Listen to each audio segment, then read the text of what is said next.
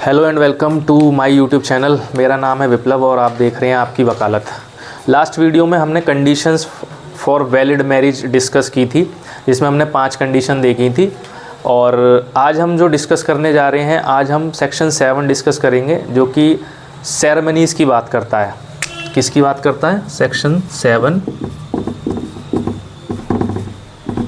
एक वैलिड शादी में क्या क्या सेरेमनीज़ फॉलो होंगी तभी वो वैलिड कहलाएगी, ये भी एक इम्पॉर्टेंट पार्ट है। तो सेक्शन 7 बेसिकली कुछ नहीं कहता, ये कहता है कि जो भी हिंदू है, हिंदू में जो सेरेमनी फॉलो होती हैं शादी के टाइम पे, जैसे कि जो एक्ट में लिखा है वो लिखा है 7 स्टेप्स अराउंड सेक्रेड फायर।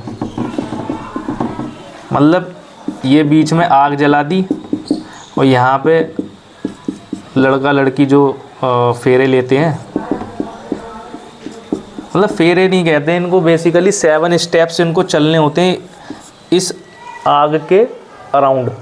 जैसे ही 7 स्टेप्स कंप्लीट होते हैं, आपकी शादी कंप्लीट मानी जाती है और वैलिड मानी जाती है। इन केस अगर आपने ये असेंशियल सेरेमनी फॉलो नहीं करी तो ऐसी शादी जो होगी वो क्या हो जाएगी? वो हो जाएगी वॉइड। मतलब कि आपके पैसे भी खर्च हो गए, आपने सारे जो है बाराती भी बुला लिए, सब कुछ कर लिया, खर्चा वर्चा कर लिया, बाद में पता चली जी ये 7 स्टेप्स ही नहीं ले पाए हम। चाहे मंगलसूत्र पहना लो, चाहे बाजे बजवा लो, चाहे आप जो है सिंदूर भर दो, अगर ये 7 स्टेप्स नहीं लिए तो शादी ख़त्म है, फिर नहीं है वो उसका कुछ भी वजूद। अच्छा, ये 7 स्टेप्स नेसेसरी हैं क्या हर सेरेमनी में? तो ऐसा नहीं है। इसमें एक्ट में बोला गया है कि जो भी असेंशियल सेरेमनीज़ हैं, अब क्योंकि हिंदू के लिए इसने एक एग्जांपल दिया है जो हिंदू रिलीजन को फॉलो करते हैं, उसमें इसने एग्जांपल दिया है कि जैसे कि 7 स्टेप्स हम फॉलो करते हैं सेक्रेड जो है फायर के बीच में। अब जैसे इसी में ही हम अगर मान लें बुद्ध, जो बुद्धिस्ट होते हैं, क्या वो 7 फेरे लेते हैं? नहीं। उनकी एसेंशियल सेरेमनी, जो वो सेरेमनी फ़ोटो लगा के बुद्ध की फ़ोटो लगा लेते हैं, और जो क्या कहते हैं डॉक्टर BR अम्बेडकर की भी फ़ोटो लगाते हैं वैसे वो लोग।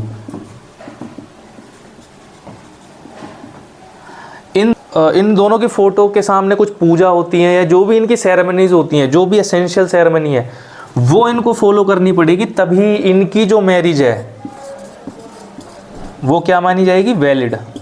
अदरवाइज़ अगर इन्होंने भी फॉलो नहीं करी तो वो भी वॉइड हो जाएगी।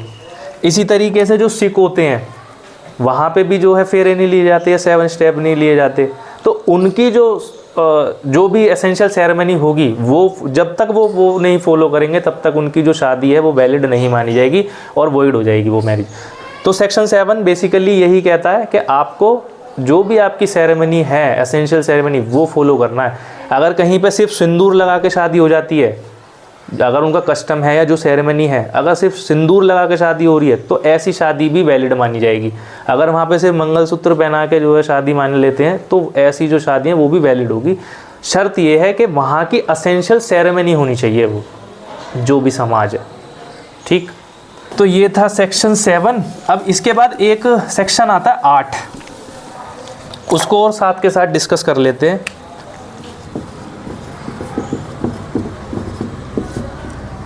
सेक्शन 8 बात करता है रजिस्ट्रेशन ऑफ मैरिज।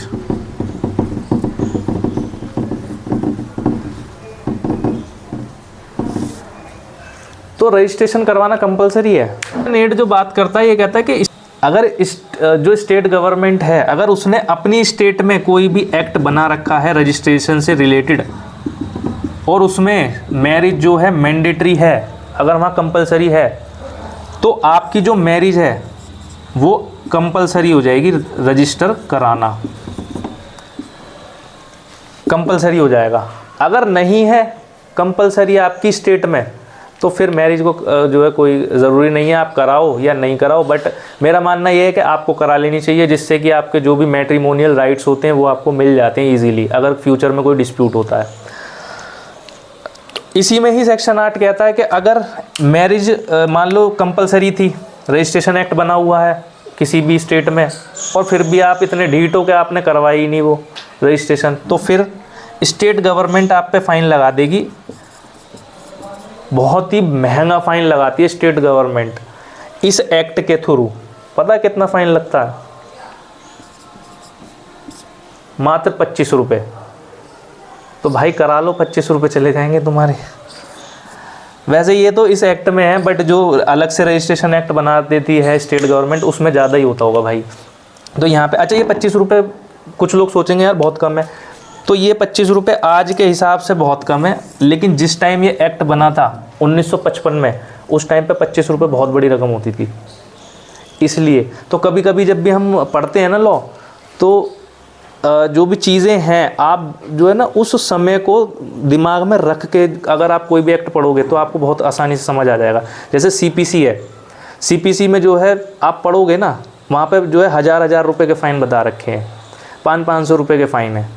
तो वो उस ज़माने के हैं, 1908 का बना हुआ है वो एक्ट।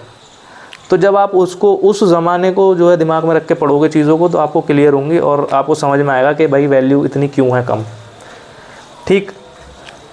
अच्छा, इसमें एक केस आया था सेक्शन 8 में ही रजिस्ट्रेशन के ऊपर। केस का नाम था सीमा वर्सेस अश्वनी। इस केस में सुप्रीम कोर्ट ने ये बोला कि सिर्फ रजिस्ट्रेशन करा देना ही काफ़ी नहीं है, सिर्फ रजिस्ट्रेशन करा देना ही काफ़ी नहीं है। आपकी जो मैरिज है उसको मतलब उसका प्रूफ देना कि भाई हमने रजिस्ट्रेशन करा रखा है, तो ये प्रूफ ही काफ़ी नहीं होगा, एविडेंस काफ़ी नहीं होगा। कोर्ट जो है